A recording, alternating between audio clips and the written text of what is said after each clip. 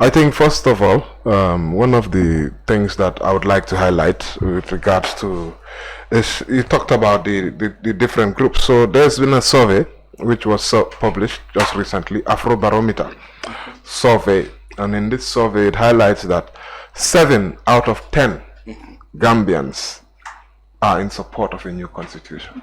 Yeah? Not necessarily which constitution, but they are in support of a new constitution. Including me. Yes. So, but there are 24% that say there is no need for a new constitution. Obviously, that means that that's the camp that feel that 1997 constitution is still good to go. Maybe those are people from Dudu Jazz. Exactly. So I was thinking that he was even more going to be in the other camp. But let's move. But the problem here, and this is where I believe the problem is, only a few less Gambians believe that the ruling party, 29% of those that they surveyed, believe that the NPP has showed commitment to a new draft constitution. How many percent? 29% only of the respondents. Yeah, and these respondents that they have committed. Yes. Similarly for UDP, but UDP is showing more support. Commitment. According to what people's perception is that people believe that about 34% of people believe that UDP are more committed to a new constitution. So you can see, and this pans out in the votings. In the 5th legislature, when they rejected the draft constitution, all the UDP members voted for in favor. But of course, now we know that script might flip because of the contents of the draft constitution now that has shifted towards more favoring government. All right? Okay. So you think that the UDP and its supporters might now want to vote against? Because that's what they said. They said even a dot or a comma is changed. Yes, but they have changed their narrative. Now. Another statement, I believe, came out from the UDP. Not I believe, I know. Came out from the UDP that they would look to take it to the next level stage because of in the 5th legislature they did not even take it to it did not pass the 2nd reading. So first reading, minister will just come, this is the bill, blah blah blah, nothing will happen, no debate. 2nd reading, they will now debate the merits and the merits of the bill.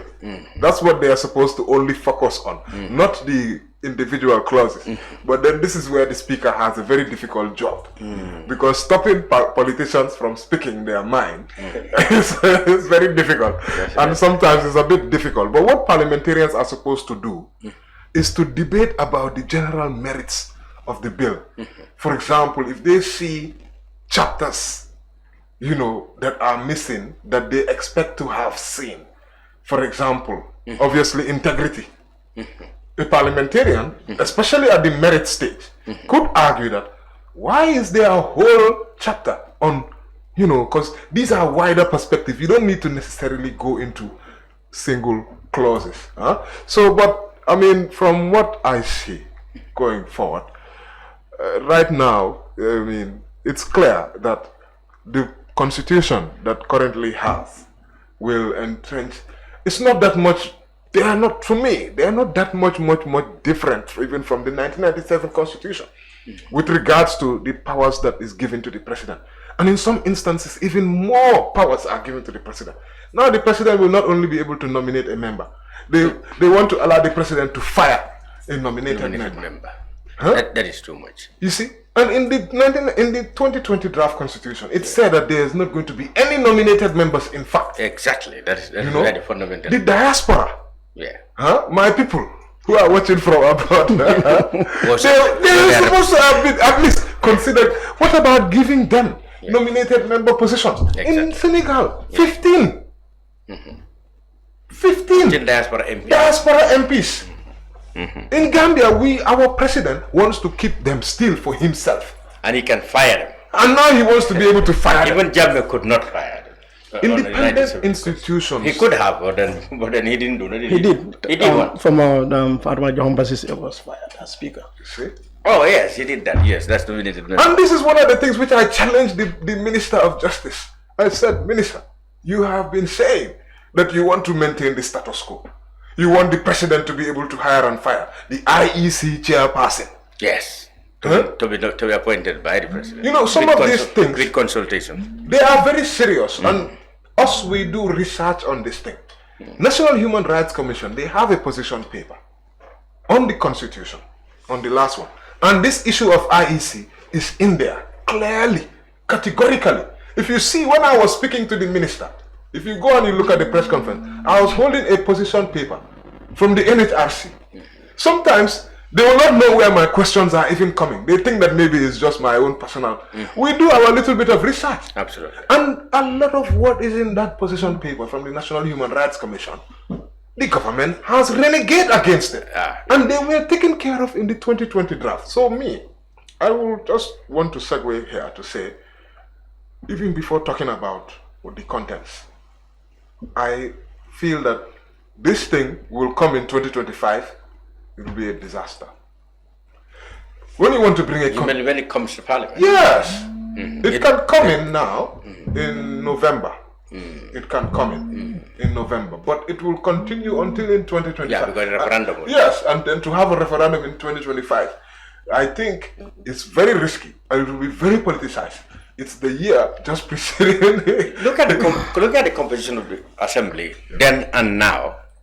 Then, I mean, when the 2020 draft was thrown out, the composition of parliament and now, when you compare, which side of parliament will get the majority?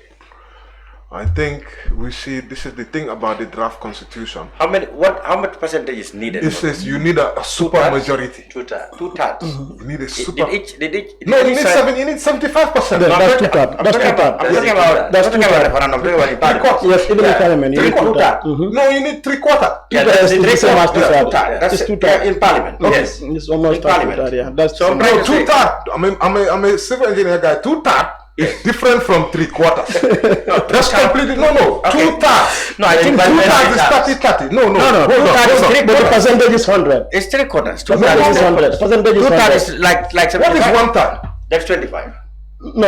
1/4 is to 1 over 20. 1/4, yes, 1/4. No, you people don't confuse the two. But I can say that. Hold on.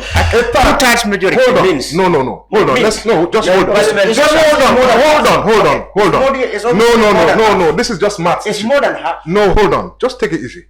A third is about 33. It's 33. Okay. One is 33. Okay. 2/3 is 66. Okay. You see? Yes. And 3/3. There you go. It's the whole. So now it's three-quarters. It's about 75. You need about 42 members. Yes. You need 42 members. Yeah. Yes. To vote in favor of the for anything for it to pass. For anything, whether to pass. Yeah. Or to So die. that's 75%. If I'm correct, and this is what I've been writing about. Any of these sides enjoy that? No. This is where I'm coming from, and this is why, to be honest, the president had an opportunity when they started doing national dialogue and forced political dialogue. It showed huge maturity from the president's side, in my view, and many of us, we welcomed it. Of course, we are saying that it's not followed through, but this was the kind of thing that would have helped. That needed to. I thought that when I saw that, I said, is the president going to show the maturity to bring the political class together to talk about issues which are even higher than just them, like the constitution, like cost of living. So then the national dialogue could have been used. It was the perfect platform to promote a consensus around the constitution. It was the perfect platform and the maturity that the president needed to continue, not to deviate into. So as far as you are concerned, going against the composition of the current assembly means that neither side can have its way when it comes to either passing or dropping it. This is a thing that needs bipartisan support, if I can put it in that way, in a simplistic term.